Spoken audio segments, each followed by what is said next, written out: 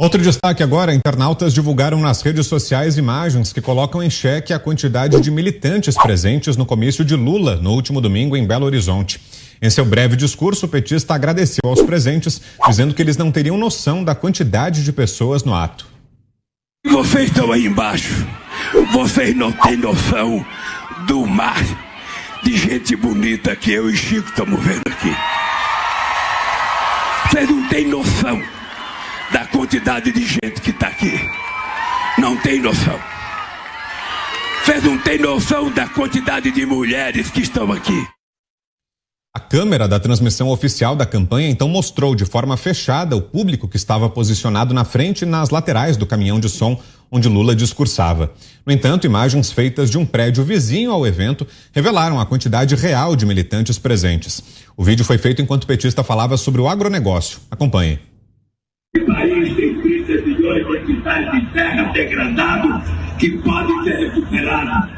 Todo e qualquer produtor decente do agronegócio sabe que é melhor manter a hora de terra do que derrubar. Quem derruba não é produtor, é criminoso contra a autoridade. Por isso, Minas Gerais, eu não poderia estar mais feliz hoje. Sério, é que vocês estão aí embaixo, vocês não têm noção do mar de gente bonita que eu estou vendo. Vocês não têm noção. Essa não é a primeira vez que moradores vizinhos aos comícios petistas divulgam imagens do tipo nas redes sociais. No dia da eleição, após vencer o primeiro turno, Lula foi à Avenida Paulista, aqui em São Paulo, discursar para os apoiadores. Já na transmissão era possível ver a avenida vazia ao fundo, com veículos transitando normalmente. Para confirmar o baixo público, imagens feitas de um prédio flagraram poucos militantes acompanhando o discurso do petista. Zé. Eu até devo confessar que achei gente demais ali para ouvir o Lula. Eu ouvi de um militante do PT aqui, de um dos organizadores da campanha, de que há uma redução de recursos do Lula e que os grandes comícios estavam ser colocados de lado e uma tentativa de ir para as ruas. É isso mesmo.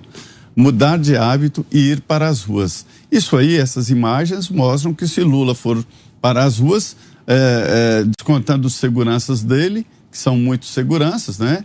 E os ali da campanha eleitoral, pode ser que não sobre mais ninguém, porque realmente não é o forte de Lula. Mas eu admito que isso também já é um assunto que não adianta muito. É impressionante a quantidade de gente, de apoiadores que o presidente Jair Bolsonaro arrasta por onde vai. E o incrível é que até quando ele não avisa que vai, de uma hora para outra enche, porque a rede dele é muito azeitada, funciona muito bem. Então, assim, isso aí, evidentemente, é só uma demonstração clara de apoio, é importante fazer essa onda, engajamento, mas não representa muito, conforme ficou muito explícito no primeiro turno. Mas eu confesso que achei até demais o Lula ter ido a reuniões e comícios com quórum bem menor. Você, Schelp? Olha, o que a gente viu antes do primeiro turno foi uma competição, uma concorrência, né, uma disputa entre Datafolha, ou pesquisas eleitorais, e Datapovo. Né? Aquela história de que o Datapovo, o povo nas ruas, a quantidade de pessoas que cada candidato conseguia mobilizar é o que definia realmente o tamanho do eleitorado. Enquanto do outro lado tinha as pesquisas apontando ali quem seria o favorito, quem estava na frente e assim por diante. Provou-se que ambos estavam um tanto quanto errados, né? Obviamente que o Datapovo demonstrou que o Bolsonaro tinha mais apoio do que as pesquisas mostravam, mas as pesquisas, de fato, não conseguiram acertar, pelo menos nesse ponto. Mas ambos erraram, porque o Datapovo não mostrou, por exemplo, que Bolsonaro estava na frente de Lula. O que se viu no primeiro turno foi o contrário, foi o Lula na frente de Bolsonaro. O que acontece é que a maioria silenciosa é que define a eleição, é a maioria que não vai para as ruas. Lula, em Minas Gerais, teve uma votação muito grande, não em Belo Horizonte. Belo Horizonte, Lula perdeu, assim como perdeu em outros 220 municípios do Estado, mas ganhou em outros 630. Então, esse é um fator que, obviamente, gera imagens positivas, podem ser usadas na campanha, né, nos vídeos de propaganda eleitoral. Lula vai usar imagens um pouco mais fechadas, mas não é isso que define a eleição definitivamente. O que define a eleição é o que as pessoas esperam dos candidatos, a rejeição que cada um deles tem, e discutir temas importantes como esse da proposta de aumentar o número de ministros do STF.